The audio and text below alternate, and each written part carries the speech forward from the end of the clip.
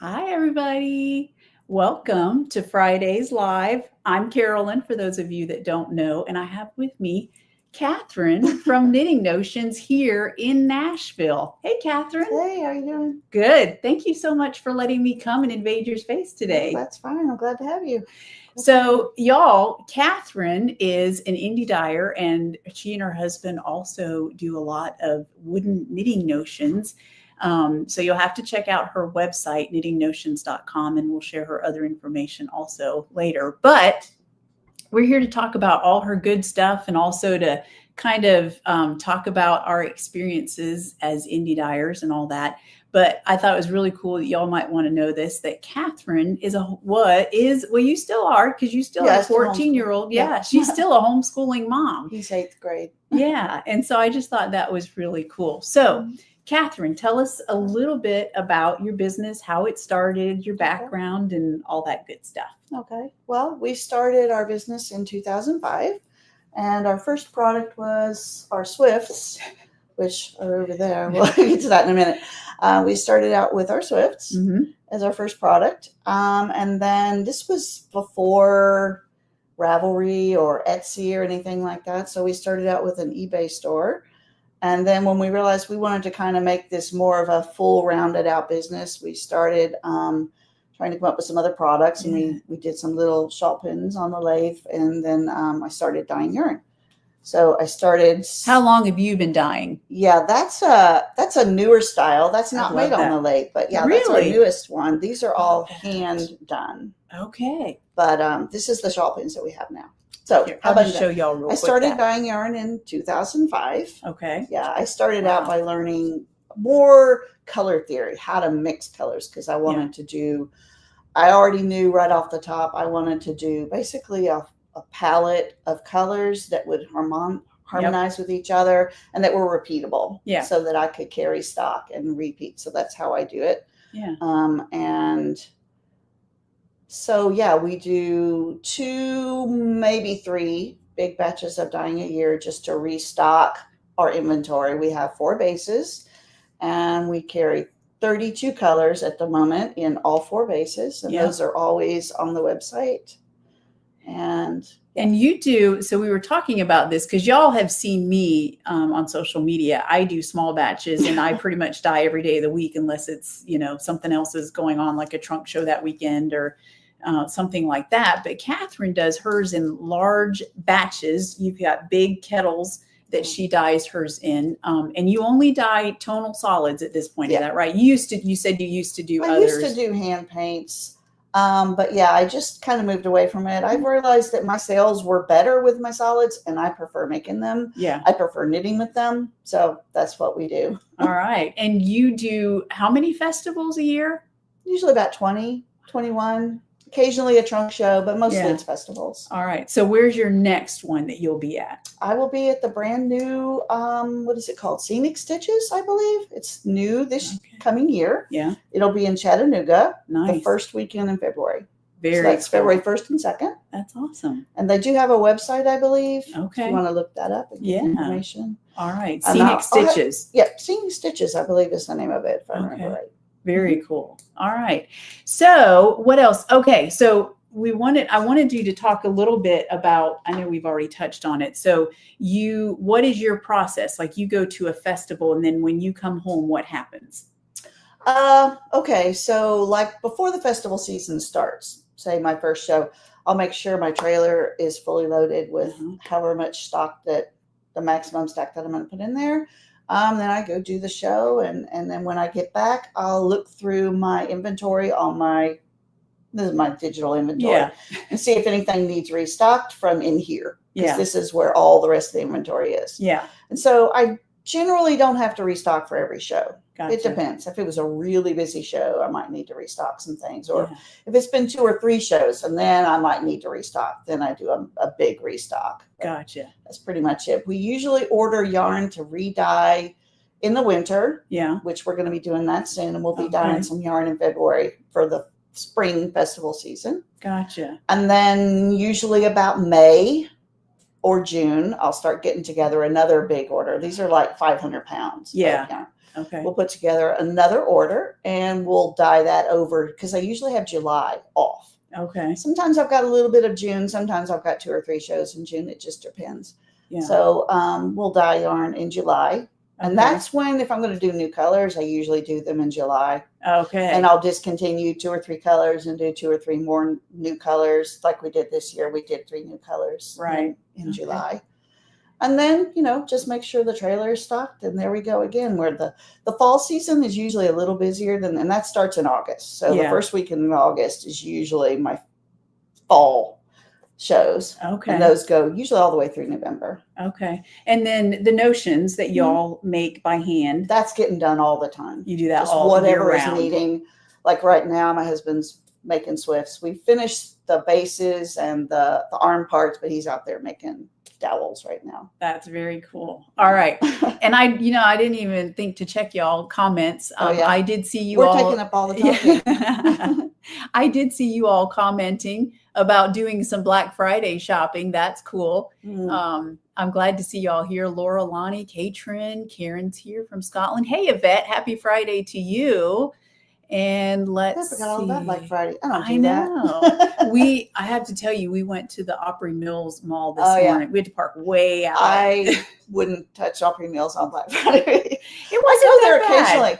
I miss some of the stores that used to be there. The Barnes and Noble has been gone for 10 years, and I really miss that. No, 15. Yeah. 2010, after the big flood. Yeah. They never replaced it. Oh, no. That was my favorite place to go down there. Now I've got to go all the way to Cool Springs to go to the Barnes and Noble. Okay. So you're a reader.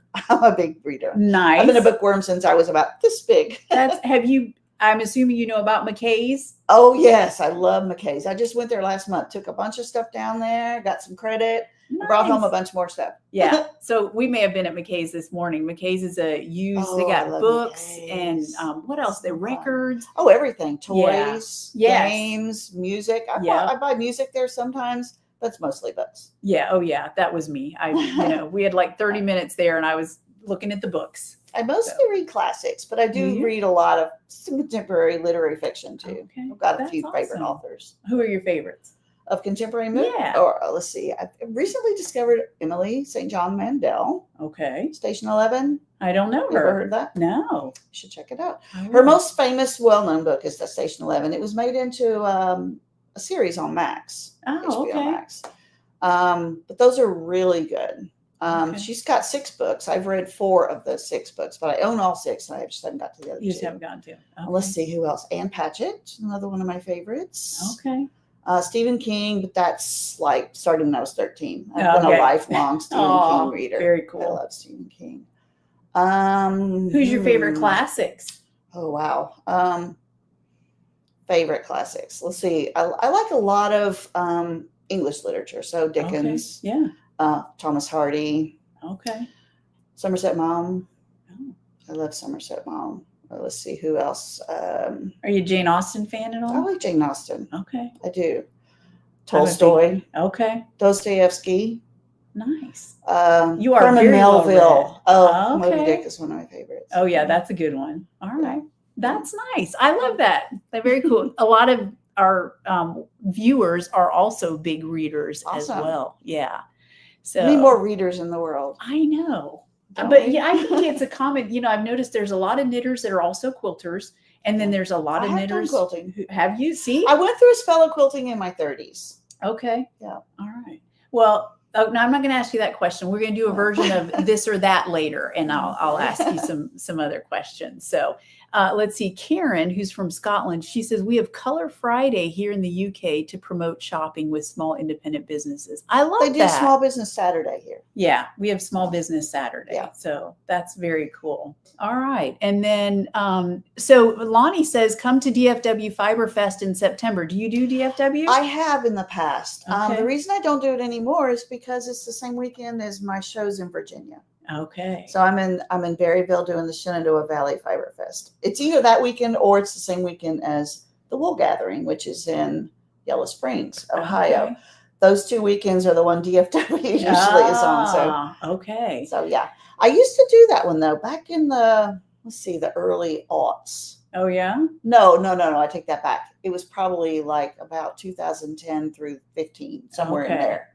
All right. That DFW was in my schedule. So and then I started doing Yarn Con that weekend. Okay. Do you prefer bigger festivals or do you like smaller festivals? So I'm fine either way. Okay. I mean, if it's a well-attended festival, it doesn't matter to me whether it's a huge festival or a small festival. Okay. So, yeah, I do a combination. Yeah. I do some really big ones like Wisconsin Sheep and Wool and Michigan Sheep and Festival and SAF, of course. SAF was my first festival I ever did in 2006. So that's one of my favorites. And it's close. Yeah. It's only 300 miles from Nashville. Yeah, that's good. Close to me. Yeah. I go as far as Minnesota and So, and I like because here where you're situated, you can kind of go. It's awesome in for any that. direction. Yes, I just have to that's go what north I really and further. I grew up in Nashville, and that's one of my favorite parts about it now. Yeah, because I can go any interstate in any direction, and get to quite a wide range of customers. Yeah, I haven't been to the West Coast since about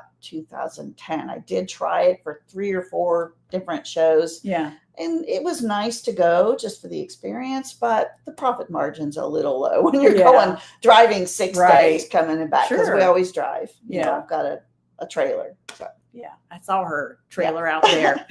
I saw her dye.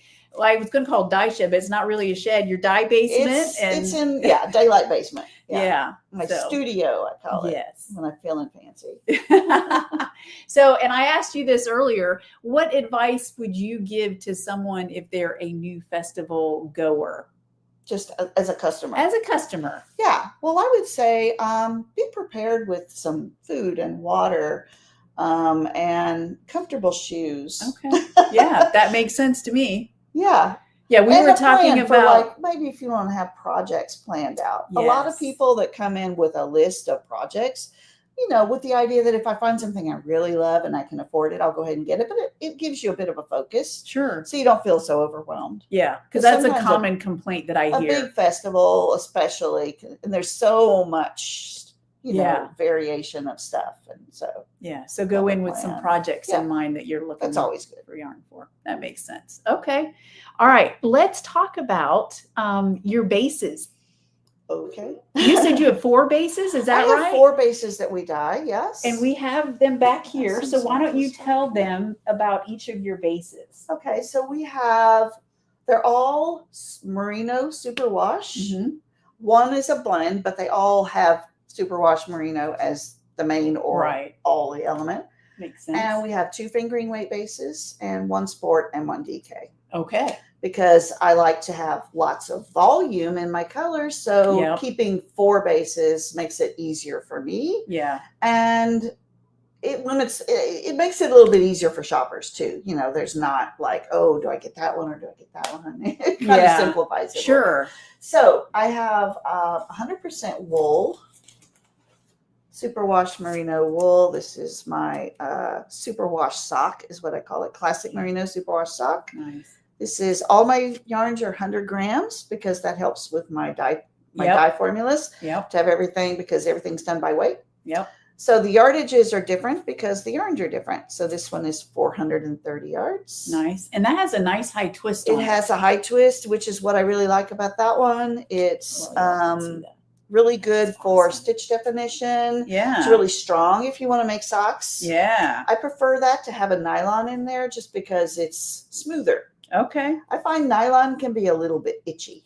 Okay. Interesting. Just personal preference. And so it's my yarn, so I get to get what I want. Yeah. And that's a great colorway too. What colorway is that? That is one of my newer colors, Jade. Jade. Oh, it's beautiful. All right. So that's one base. What else you got? And then we have our, which color should we pick for this one? Merino and bamboo. Yeah, do this one. The orange one. Okay. This is my paprika. This is my merino and bamboo blend. This has almost 500 yards. I love that. And it is really soft. It's a 3-ply instead of a 2. Yeah. It's a little bit looser. And then the bamboo, because it's lighter, means you get a lot more yardage for the same amount of weight. Yeah. And the drape of it it's much different. It's just really almost like a merino and silk. Yeah. The hand is similar to a silk. Look at that. And this is the Mingling Daisy, Stephen West, one of his newer designs. I really love the texture of that one. Yeah, it's beautiful. It does. It's light, has beautiful drapes. And I love it's that. good for all weather, really. I mean, it's a multi-season because you can layer with it. Mm-hmm. It's a little bit cooler if you want to wear a shawl in the warmer weather, just for inside or whatever. And it's great for baby stuff. Ah, very good. Yep. Okay. Really soft. I love that. What else? Too much. And then we've got our sport weight. Let's see which colors we picked up. I think my sport's over here. Let's do this one. I love that. And that green. Okay. So these are kind of.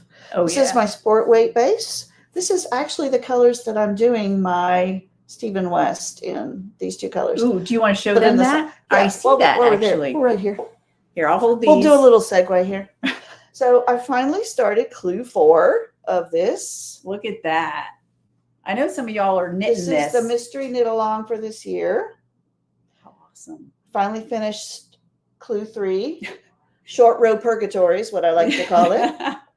And moved on to. Yeah, you said these short row triangles took a while, and then also the brioche. The brioche. Yes, the brioche. But I like it. Yeah. But yeah, that's the two colors that I'm using. Together. Anyway, so my sport weight. This is my base. sport weight, though. Yeah. That is in my superwash sock. But this is my sport weight base. And this is also a superwash merino. This is a 4-ply, though. So it's a nice round, cushy. Yeah. And this has 340 yards. This is really great. Yeah. It's a light. All of mine are kind of on the lighter side for their range. Okay. And they're light fingering weight, a light sport weight, because it's 340 yards for 100 grams. It's really soft. This is really great for sweaters. Yeah. You can make socks out of it, but I usually prefer thinner yarn for socks. But you could totally get a pair of socks out of this. Yeah. It's really good for fingerless mitts, but I love it for sweaters because I love a sport weight sweater. Yeah. Okay. It's just kind of right in the middle there. It takes a little bit less time than a fingering weight, but DK gets a little heavy for me. Yeah. Unless it's an outerwear sweater, I don't go heavier than a sport weight. Okay. But it's great for baby stuff too. I've designed a lot of baby patterns out of this base. Yeah. Little baby sweaters and things like that. All right. And then last but certainly not least is my DK weight. All right. Let's see, let's get this pretty purple. I know how y'all like purple. And then this lovely little color here. Teal. And this is my my merino DK. Okay. This has 247 yards for 100 grams. And this is, of course, great for sweaters if you like to make DK weight sweaters. But you can certainly do a cowl or something out of one skein. Nice cushy cowl. I love that. I've actually got a pattern I wrote for that too. So let's talk about your pattern because we haven't talked about that. How many patterns do you have, do you think, that you've written? I've got maybe 10 or 12. Okay. I've got 2 shawls. That one is one. And then this square one here. Oh, yeah. Let's show them that. This is originally I wrote this for my lace weight base. Oh. But at the time, then that got discontinued. So I rewrote the numbers so you could be worked out. And this is really big. It's a traditional Shetland construction. Okay. So you knit the center part flat in a square. Yeah. And then you've got stitches that you pick up all around and you knit the border out in the round. That's that ostrich plume lace here. Okay. And then there's a knitted on edging. Oh. So you don't have a big bind off at the end, but you're working all the way around it. So that kind of a construction. So yeah. And what colorway is this? This one is discontinued, but I called it lavender. Okay. Yep, I discontinued it and it got replaced by my wisteria, which I don't think I have one out here in that, but I have a sample in my box. But anyway, it's a lighter blue purple. And is this the other one you wrote? And this is another lace pattern that I wrote. And this one is just that's beautiful. A stole shape. Yeah. So it's really simple. There's much less complicated shaping. You just knit end to end and you do the knitted on edging. And it's the same edging actually from that shawl I just held up. I just recycled that edging because I already had it charted. Nice. So I got the stitch patterns like out of Barbara Walker. So but I did the charts. Yeah. because they weren't charted. And are your patterns on Ravelry as well? They are. I've got all my patterns on Ravelry and on your on my website? website. And then mostly the rest of them, I've got one little blanket that I did for sport weight. It's in a cable lace combination. And then I've got a bunch of sweater patterns and a little, there's one here I want to get in particular that I think is kind of cool. My little, this one is written with the bamboo. This is what I'm saying, that merino and bamboo is great for baby stuff. Yeah. I like classic light baby stuff. And this one you can do for a small, really small baby. Like this is the newborn size. And I know it looks a little big for that, but it's like a full dress on a baby that's that small. Sure. But then it's got a lot of growing time because they can still wear it up to about a year old as like a little top with leggings or something. Oh, that's perfect. So this, and I've got some little sweaters. Yeah. I love how that drapes. And then this one was a vintage pattern that I rewrote in 5 sizes in fingering weight. So did y'all see those? A couple of other little sport weight ones, but I won't take up too much time with all of my samples there. So what's your name on Ravelry so they can find you if they want to? So let's see. What are those under? I think they're under Catherine Harrison. Okay.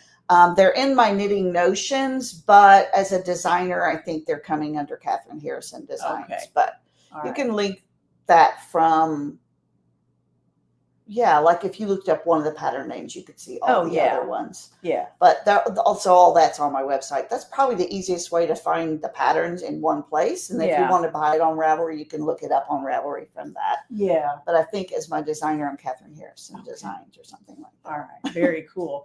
And then colors, y'all can check out her colors on her website. I just wanted to show a few of my favorite. There was this one. I didn't even. That one's really popular in that base, especially. The Midnight Blue. Midnight Blue. Do y'all see that? Look at how awesome that is. And I love the tonal quality of that. That's a really rich color. There's a lot of different colors in that. Yeah, look at that, y'all. I mean, that's I think there's 6 colors in that. Wow. I like to color load the hues. Yeah, that's awesome. And then where was the other one that I think it was, this is it. Yeah, this the Earl Grey. Yeah, the Earl Grey, because y'all it's a violet based gray. Yes, so it's a neutral, but it's a little bit on the purpley side. Yeah, and we love that. So I love those. I love purple too. Purple's one of my favorite colors. Purple and green. Absolutely. And it's a neutral, but you can really pull out those purpley lavender bits in there. Oh, I just love that so much. And then this one too, if you're a yellow fan, you told me what the name of this color. Marigold. That's what it looks like to me. Yep, it does. I love marigold. I like to name my colors. I'm going with nature as an inspiration for my colors. Yeah. So I try to pick names from nature, with your flowers or rocks or stones or, whatever. Perfect. I love that. That's awesome. All right. Where else was I going to go with? Okay. So tell me, we didn't talk about this earlier either. What's your favorite part of being in this business? Whether it's dyeing yarn, doing the notions, like what's your favorite part? I guess probably, if I'm honest, probably the festivals. Yeah. I love doing the festivals. I love just about everything about it. I like traveling. I like traveling by myself and listening to audiobooks while I drive. But I like going in the festivals and people come in and if they're really excited and they've got a project and I love, just like, okay, let me see which yarn would work for that for you and helping them pick colors. Sure. And I just really find that satisfying. Okay. And then if you could get rid of one aspect of it, what would it be? Of all of the business. Of the business. In general. Yeah. Probably the admin stuff. Oh, yeah. Taxes. Yeah. Taxes to I don't know how many different states and all of the bookkeeping and all of that kind of stuff. I mean, that's not the most fun part of it. Yeah, but you probably got it down pat by now. I mean, I've got systems. I've got it still takes time. And, it's less exciting. Yeah, the knitting and the meeting with other knitters is the fun part. Yeah.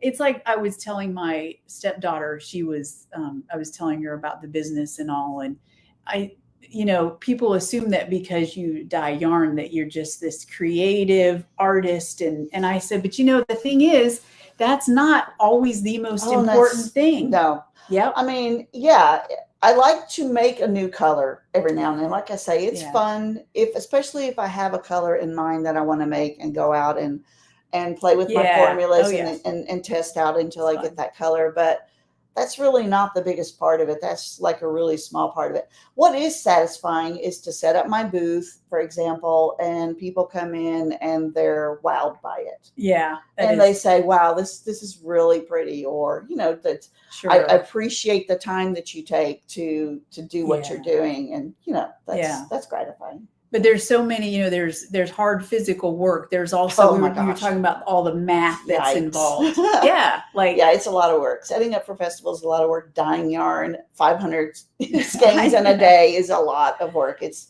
people come in, sometimes they'll make, oh, did you dye this? I'm like, yes. And they say, well, that must be so fun. And I'm like, well, it is. Yes. I get satisfaction from it, but I'm not going out and playing around and dyeing 10 skeins. This is a lot of thought and a lot of organization. But yeah, I enjoy it. Yeah. At the same time. Because we didn't even touch on that. How many skeins do you dye in a pot, in one of your big pots? Like I was saying, we can get about 25 skeins in a pot, still giving enough water volume because there's a dye to water rate, you know, yarn to water ratio that you need to have. So yeah, 25 skeins. Yeah. In our pots, and we set up 4 pots. And like I say, so we can usually get up to 500 done in a day. Yeah, that's a lot. But there's a lot more going into the preparation and the planning for that dye day. Yeah, you were and then when it's all dyed, you've got all the organization of the yarn and all the printing of the labels and the stickering of all the labels and getting all the labels on the skeins, and then there's the organizing of the stock. Yeah, some goes in here, some goes in the trailer, and then load it all onto my square system. Yeah, it's a lot more that goes into it than just coming up with colors. Yeah, it is. So it's very rewarding, but there's a lot more to it. You know, business is a lot of work, no matter what your business is. Sure. But when you're making all your product, even more so. Yeah, and we are. Definitely. We make everything that we sell. That's true. Okay. So why don't you talk a little bit about the notions that you all make? Okay. So yeah, we make yarn swifts. Okay. Which can be used to wind skeins as well as unwind a skein into a ball. And you can use those with a traditional crank type ball winder, or you can use beautiful these nostipins that we make. We make these for, some of this is wood from our property, like this Osage orange actually came from trees out here. We have an acre here in Nashville. And then sometimes it's wood that we've bought. We've got a variety of woods right now available. We've got some, I think we've got some mahogany, but I don't think I grabbed one. I've got here cherry and walnut. Very nice. And then we have here a maple one. I love that. And this one's Osage orange, and this one is oak. I know I've got some mahogany, but I didn't happen to grab one of those. And then we also make our darning eggs, which I didn't bring one of those. Y'all know what a darning egg is for. Yeah. Okay. But you can find them on our website. Yeah, they're on the website. And I want to show some of these yarn bowls and the box we'll start with the box that's closest to hand. We make these boxes, which you can use these, of course, to put your yarn in. There's a little magnet in the back, so you can get your yarn in and out. That was when my husband was going to come up with this idea. We had already been making bowls for years, but he's like, well, what about a box? I'm like, I don't know. Nobody's done it. So he made this up. But the key was the fact that you can get your yarn out, because I've seen in the past people made stuff with a hole in the top, but you couldn't get the yarn out. Yeah. It was stuck in there till you get to the end. So I'm like, well, there has to be. So that's why this little notch is here. I love that. Get it out. Yeah. So we've been making these for about 10 years. And we have 4 different woods in this. What wood is this? This one is the walnut. Okay. But we also have some cherry and some mahogany and some oak. Okay. And then what else? Bowls. Yeah. And this changes just depending on what stock we happen to have on hand. We can make bowls with. Yeah. Because bowl stock is hard to come by. So these are what we have right now have all been laminated together. So we take small pieces of wood. Yeah. And you glue those together in several different steps and configurations, so that you've got stock big enough to turn bowls. Yeah. Can I buy this one from you today? Absolutely. I want this one. Don't y'all love it? I know you're jealous. Look at this. That is just beautiful. And this one's walnut, right? Yes, that one is walnut. Yeah. I think I definitely need to take that home with me. All right. And then, of course, we've got the shawl pins. Yes. I Which might we've need got one of those too. We've got a lot of different woods in this. I'll just take one out so you can see it. I've got one in my hair right now, but I won't take my hair down. These work good for shawls and hair. I love that. So this one is an exotic paddock. Yeah. It's kind of a reddish wood. And we've also got Purple Heart, which is the one I've got in my hair. We've got, again, some more Osage Orange. We like to use domestic hardwoods when we can. Like the oak, cherry, walnut. Being in Tennessee, we have access to pretty good domestic hardwoods. Okay. So, very cool. Yeah. And then we also have a few other little tools, but that was the only ones I remembered to bring something in from the trip. Yeah, that's awesome. All right. Yeah. So let's see, where are we at? Okay. So and if y'all have any questions for Catherine, don't hesitate to ask. I'll try to be better. One of the things my husband was telling me last week, he said somebody else just he said you need to pay better attention to the comments because people say I know and I'm like I'm the only one talking. I so sometimes I'm not always real good, but I'll try to pay attention. Yeah. So we're gonna play a quick game, sort of this or that. Okay, so I'm gonna give you 2 words and you have to pick one or the other. And it's really meant to kind of spur discussion. At least that's what I'm intending. So you're welcome to say this, but.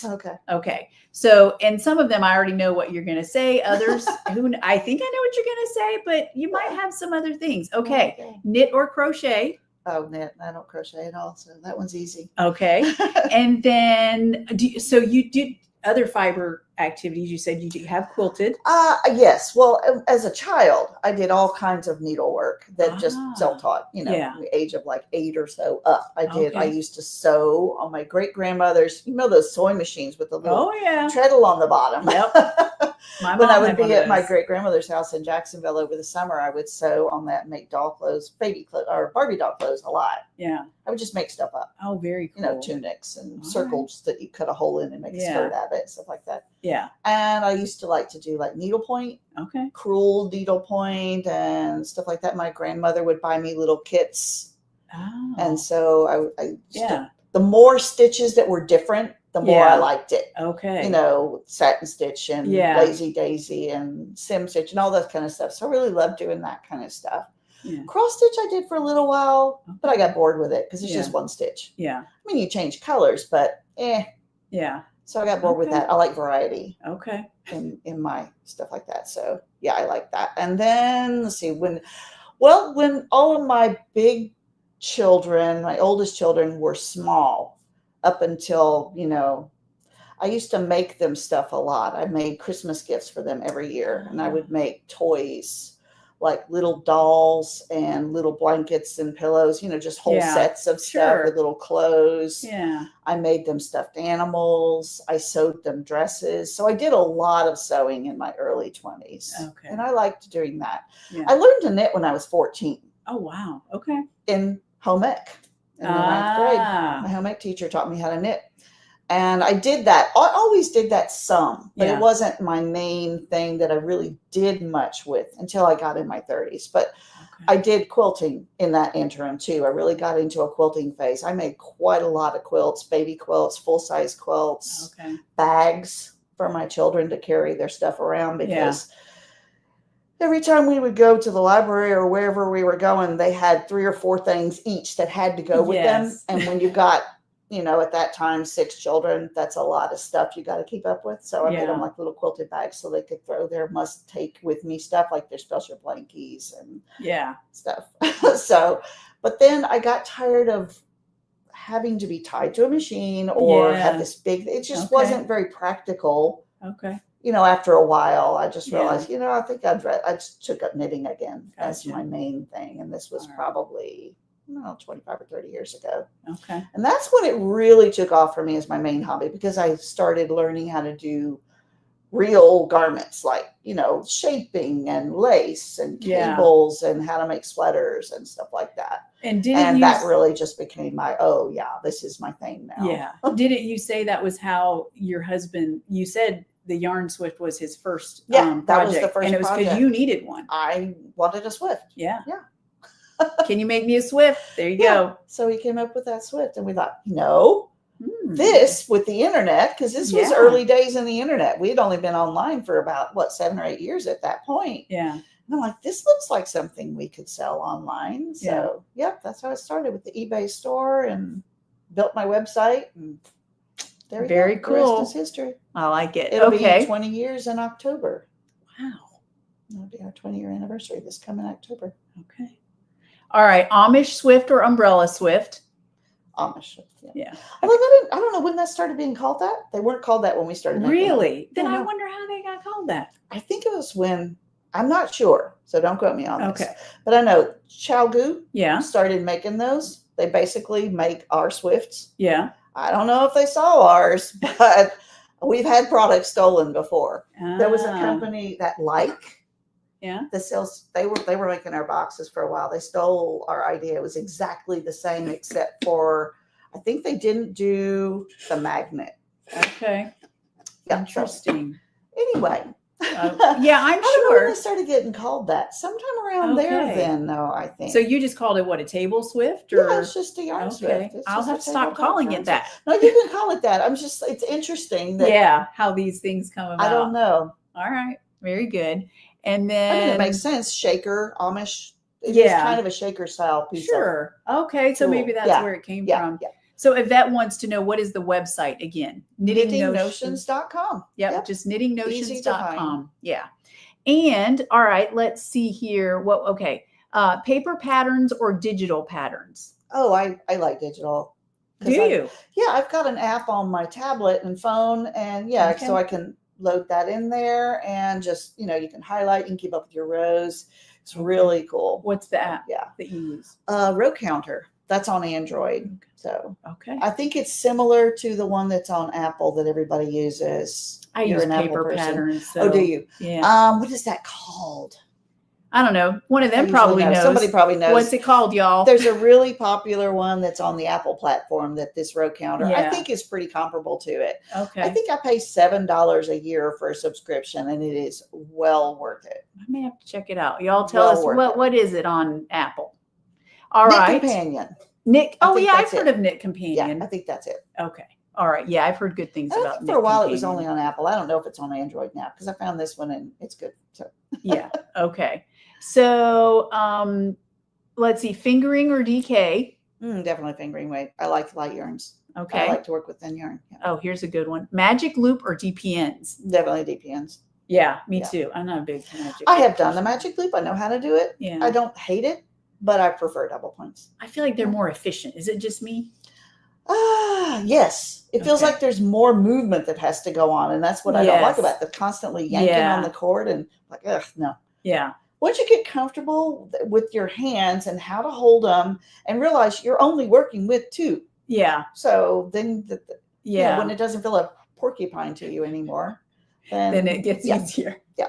All right. I know we have some diehard magic loop people. And that's fine. Yeah. I understand. Yeah. Okay. Lace work or cables? Definitely lace. I do like cables, but I prefer lace. All right. I'm a big lace knitter. And then color work or brioche? Really neither.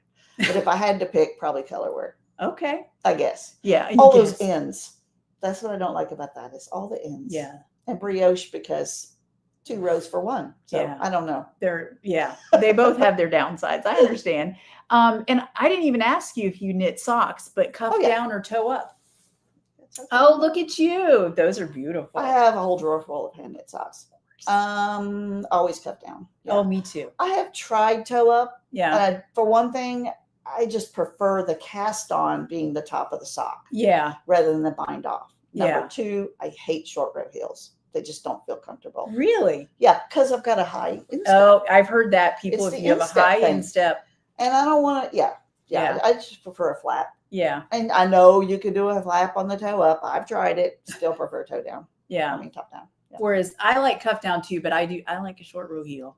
But but it fits my feet fine. So that's why. All right. And then do you 2 at a time or 1 at a time? Yeah. You don't get too much floppy stuff again. Yeah. I don't like having 2 balls of yarn attached, which is why I don't really like color work either. Oh, interesting. So that's going on with this at times. Yeah. It's a lot of yarn management. Okay. I get that. All I right. don't like fiddly. Are you getting that vibe there? Yeah. I don't like fiddly.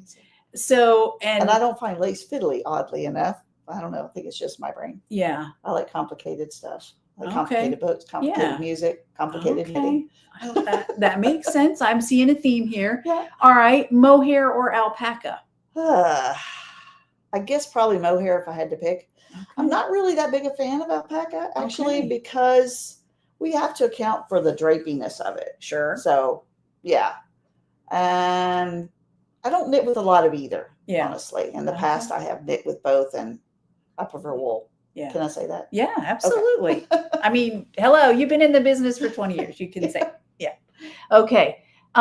Citric acid or vinegar? Oh, I definitely use acetic acid. Okay. I buy it full strength. Yeah. So I don't have to use like gallons of vinegar. I buy gallons of full strength acetic acid. Really? So yeah, like when you're calculating how much you need, you only need, like, say weight of fiber is, say, let's go with 100 grams. Yeah. You only need 0.4 or you only need 4 milliliters of that for 100 grams. I did not know that. So yeah, it's hard to find though. Is it? At first, when I started dyeing yarn, the only place I could find it, because you couldn't buy it online, there was a camera shop downtown. And so I would go downtown and buy the stuff that they use for developing film. Okay. Glacial acetic acid. And it was 56%. So it wasn't even the 99% that I buy now. And then when they stopped selling it because people weren't developing film as much anymore, finally was able to source it through like Amazon, and I can have it delivered, but I buy like 5 or 6 gallons at a time. Yeah. So, and I just stock it.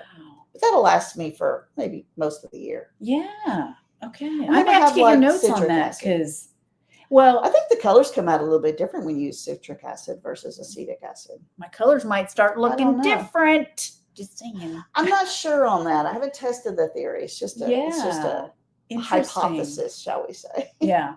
So, and we didn't talk about this, so you can tell me I'm being too nosy. Price wise, what do you? I don't know what citric acid costs. I think it's cheaper though, probably than acetic acid. Let me think. What do I pay for that? I probably pay about.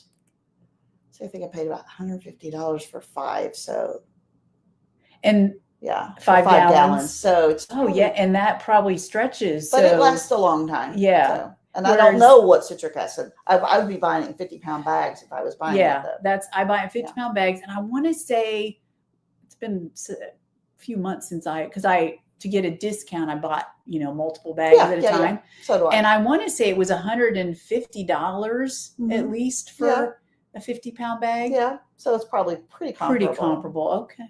But it's in powder then. Yeah. So you do that by weight then. Yep. Yeah, I don't do it by weight. I do it by volume because it's liquid. All right. Interesting. But the math is the same?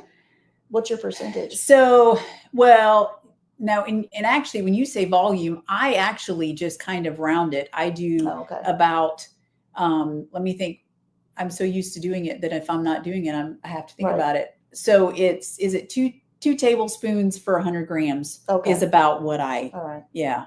So you're probably using more than I do, because for 100 grams, I'm only using 4 milliliters. And that's pretty small. Yeah. Because you just do whatever the number is, like 2,000 times 0.04. That's how much acetic acid you use when you're using full glacial. Yeah. If you're using vinegar, which is only 5%, you're going to be dumping a gallon in there, which affects your volume. Sure. See, this is the other thing. When you're doing big volumes, it helps to use really concentrated additives so you're not adding to the volume. Yeah. Okay. Interesting. So I'm curious, have you done any Stellina yarns with that? No, I'm not a sparkle girl. You're not a sparkle girl, y'all. That's okay. We're okay with that. We can't all be sparkle girls. That's fine. All right. And then my last one was solids or variegated, but we already know the answer to that. Yeah. Definitely. Because I'm a lace knitter primarily. I really love lace, and that looks better in solids. Yeah. Okay. And then I did think of another one. Are you a monogamous knitter or multiple whips? Pretty much. I do happen to have 3 things on my needles right now, but one at a time. I have not touched one of them since August. Oh, wow. See, that's what happens. I'll think, I'll go ahead and have this on. No, I won't. Because once I get into one, I get like, no, I got to finish this. I got to finish this. I need to get this off the needles because I'm sick of knitting it. So You're a progress knitter. You want to get done. I guess so. Yeah. I mean, I enjoy the process, so Oh, I yeah, like it to sure. be something that I'm Obviously, enjoying yeah. working on. Yeah. But yeah, especially if it's a booth sample, I may have a timeline that I Yeah, want you it need it done done. by this show or whatever. Yeah. I am much more a monogamous knitter myself. Now, Yeah. if it's a pattern that's complicated like yours is, I might just have a pair of like I've easy got a pair of socks in Yep. my book, and every now and then, but I haven't touched them in a little while because I got obsessed with finishing Yeah. the Stephen West one. But yeah, I've got one sock that I started, and it's past the heel. So Yeah. I'm down to Okay. the foot Oh, part. yeah. So Yeah, but it's easy work. it's portable. Like it's good booth knitting. Yeah. But There you go. yeah. I like to have Definitely. something that I can knit in the booth. I was knitting that in my booth at the last couple of shows. Okay. But Yeah. And did we mention, yeah, I think we did. Your next show is February, right? I think we mentioned that. There's we the did. Scenic Stitches in Chattanooga. And then where will you be after that?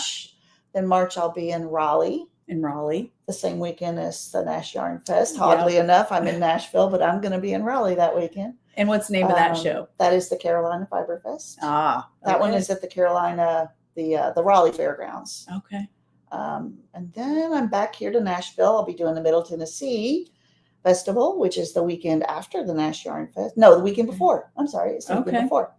So the weekend right before that at the Dixon County Fairgrounds will be the Middle Tennessee Fiber Fest. That's a long established show. It's been around probably closer to 20 years, maybe right around there, 18 years or something like that. Yeah.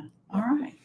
Did we forget to talk about anything that you wanted to talk about? Oh, I don't know. So you have a blog, is that right? I do. You said?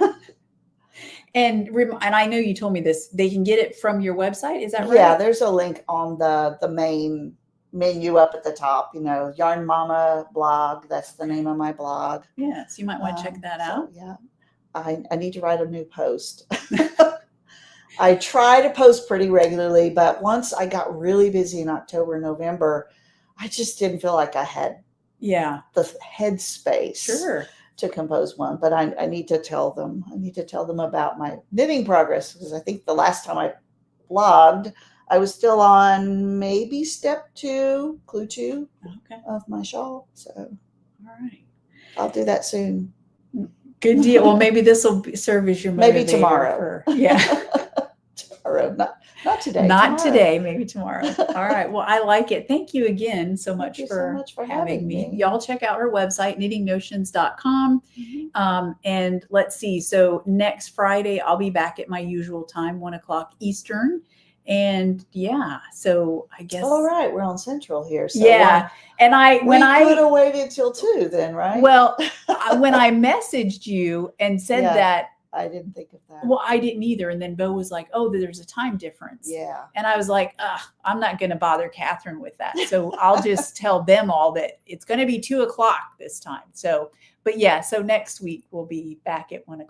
So, but thank you all so much for joining us. I hope everybody had a fabulous Thanksgiving and good food and fabulous family and friends, and maybe some good crafting time as well. So. Yeah, I didn't get much of that, did you? Yeah. Actually, I did get some knitting done because my husband did all of our cooking. Well, I had my crew over, at least some of my crew. And so, and I don't know, I don't think we told y'all, she has 10 children. Oh, right. So you had a lot, and you have some grandkids that came. And only 2 of the grandchildren were here yesterday because some of the others couldn't make it. But and some of mine don't live in Nashville anymore. So we had, there were 10, 11 of us here yesterday. Okay. And that's only like a third of our family. Crew. But you had a good time, right? You had a good day, you said? Good day. Yeah. So I hope that you all did too. And so we'll see y'all next week. All right. Bye, everybody. Bye-bye. Let's see. I know what I'm doing.